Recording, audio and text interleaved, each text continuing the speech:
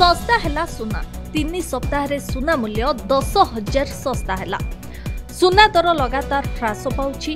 3 सप्ताह रे 10 ग्राम पिछा सुना दर 10,000 टंकारु ऊर्ध्व सस्ता होछि। तबे गत 21 दिन कथा हम जत कहबा गत 21 दिन रे एहा दर 10,744 टंका ह्रास पाइलानी। तबे अक्टोबर 17 तारिख रे सर्वकालीन सुना दर रेकर्ड 1,30,000 टंका छुईथिला। तबे India Boolean and jewellers association मुताबिक शुक्रवार सुना 570 टंका ह्रास पाइछि। तेबे एहा पूर्वरु गुरुवार 10 ग्राम पिछा दर 1,20,000 टंका स्तर रे थिला। तेबे भुवनेश्वर रे 24 कैरेट जो गोल्ड रही सुना दर 550 टंका ह्रास पाई 1,22,000 पहुंची।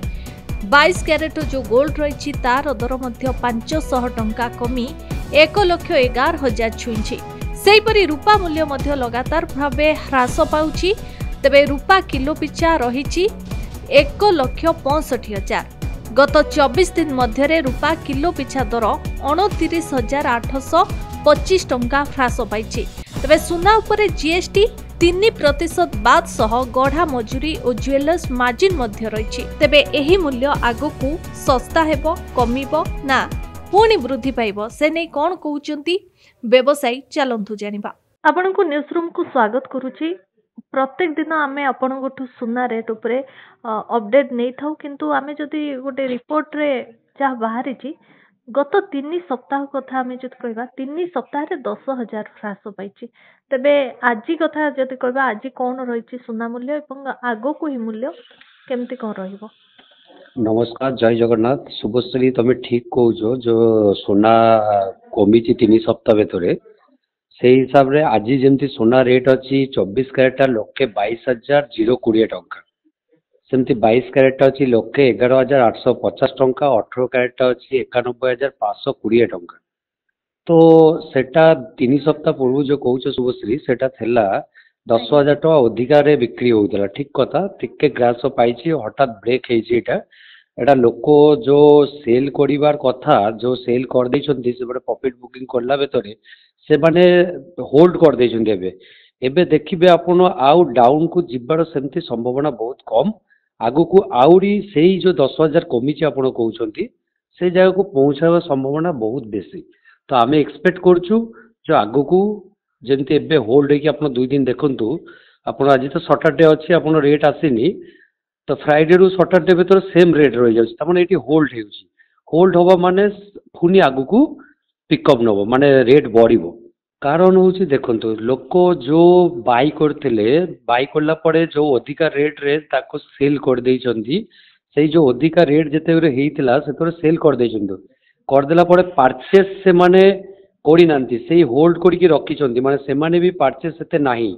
तो जेते बेरे परचेस कम थिबो गोल्ड अधिका आपण क्वांटिटी थिबो तो सही जगह रे आपण देखिबे रेट केबे भी डाउन जीवो नाही। से गोटे होल्ड आकार माने गोटे समान रेट चलुथिबो।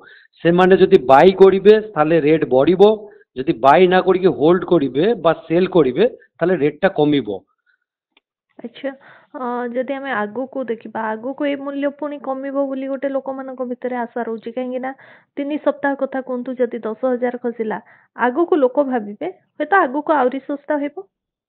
शुभश्री देखंतु आपण आगु को 3 सप्ताह आपण जेमिति कहउछंती 10,000 कमिछि सेमिति 3-4 सप्ताह कि गोटे मास भीतर हमर वृद्धि पाइतला प्राय 20,000 30,000 पाका पाके अप्रोक्सीमेटली।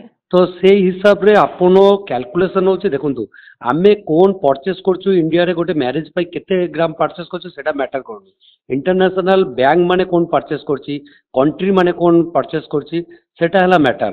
से माने बे जो सेलटा करिछि से माने बाय करूनांती। जेते बेरे से माने बाय करिवे देखिबे आपण गोल्ड रेट आगु को पुनी बढ़िबो। तो सेटा आम हाथे नथाय, सेटा इंटरनेशनल मार्केट रे कथा। तो आमे एतिके अनुमानिक करछु जे नाइ जदि गोटे जगह जेमति $4,000 एबे स्थिर अछि ताहले जदि डॉलर आपण देखिबे सेटा जदि 3,900 होई जिवो ताले रेट खसिबार चांसेस बहुत।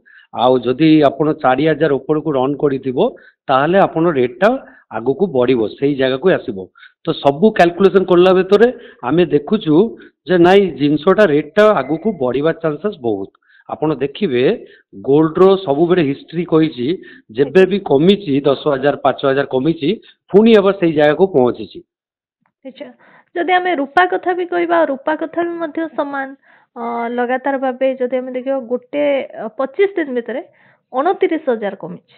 ଆଉ ଠିକ ଆଜି କଥା ଆମେ ଯଦି କହିବା କାଲି ଯାହା ଥିଲା ଆଜି ମଧ୍ୟ ସେଇ ସମାନ ଅଛି। ଆଗକୁ ଏଇ ମୂଲ୍ୟରେ ଆପଣ ଯେମିତି ପୂର୍ବରୁ କହୁଥିଲେ ବୃଦ୍ଧି ପାଇବ, କିନ୍ତୁ କୋଉଠି ନା କୋଉଠି ଏହା ଖସିବାର ଆଶଙ୍କା ରହୁଛି।